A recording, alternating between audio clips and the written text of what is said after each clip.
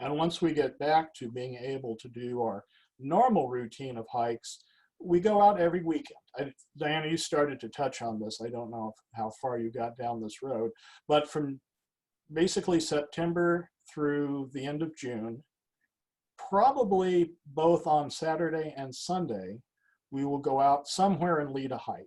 And last year, I think we did about 80 hikes. None of them are repeats. Well, I shouldn't say that. Occasionally we'll do one in 2 different seasons just to see what something looks like when it's dry and when it's wet, or when the wildflowers are blooming. But we'll do about 80 different hikes a year, which is different than some other organizations that do similar hikes every weekend, which is wonderful. You really get to know an area really well. We take the opposite approach. We go out and we're going to see what we're going to see. And we're not experts on a lot of stuff. So sometimes our public knows more than we do about certain things. And it's a learning environment for everybody. And we're all just there because we have the same interests.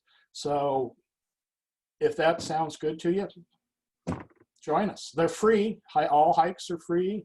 No reservations when we're leading these. So you can join us at the last minute and just come out and have fun. Yeah, the other thing that we might mention is, you know, in addition to it being free hikes and being able to go on it, if you do take the Canyoneer class, some people are like, oh my gosh, I got to lead a public hike. I just learned this stuff. I don't know if I can do this. Well, not to worry, because all our new class folks, they are mentored, or they get to kind of tag along. So you don't have to actually, you know, lead a hike. Besides, leading a hike with Canyoneers is not like you're in charge. It's like you have a group of Canyoneers in your group of folks, and then different people will talk about things they're interested. You know, I'm interested in the desert and cactus. I might talk about a particular plant. Somebody else is going to talk about the geology. Suddenly you see something and everybody's quiet, and you can pop out and say something interesting to get everybody excited about what you know. And it's a great way of sharing. It really is. And that's all we're out there for. We just want to share our love for this area. And, you know, getting back to our 10 fall hikes, that's really all we want to do, is we want to get people to go out, enjoy this area. And there's a little bit of a hidden agenda here. And that's, we feel that if you don't know an area, you're not going to care about it. And if you don't care about it, you're really not going to try and protect it. So we're trying to kind of lift people up to be stewards of our environment. And I am certainly not the brightest penny in the fountain. So I'm not going to tell somebody, oh, you know, you shouldn't build a housing development on that hillside, because that's not my job to tell people that.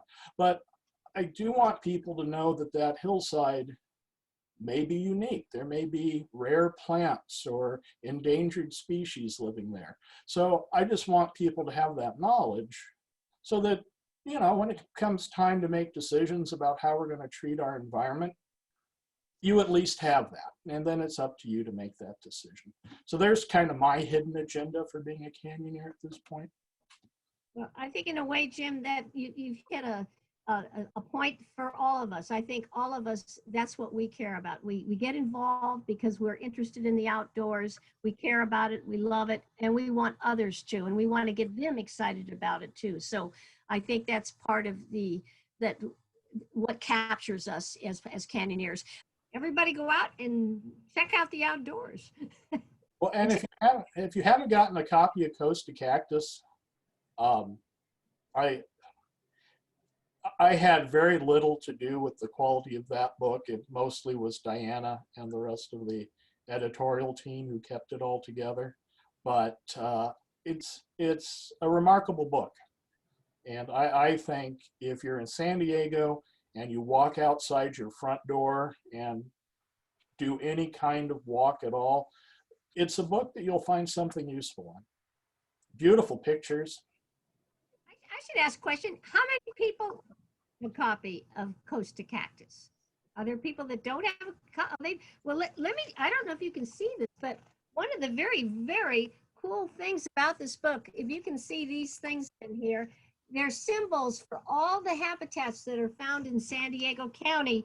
And every trail map next to it shows you the habitats that you're going to encounter as you're on that hiking trail. So some of the hikes you're going to go on mainly might have like a coastal scrub and maybe chaparral, and that's it. But others might have, you might encounter 7 or 8 different kinds of habitats on a particular hike. So what's really fun about this book is that if you really want to have see a lot of variety, you can pick a hike that actually encounters a lot of different habitats. And then that helps you to kind of really appreciate the diversity that we have in this area. And the other thing you can use the book for, my birding acquaintances are always looking for, where can I find this bird that I need to get on my life list? Well, you can go to Coast to Cactus, you can look that bird up in the index, and you can say, oh, look, that was seen on this trail or at this location. You can do that for plants, you can do that for geology. So it can be used in a bunch of different ways.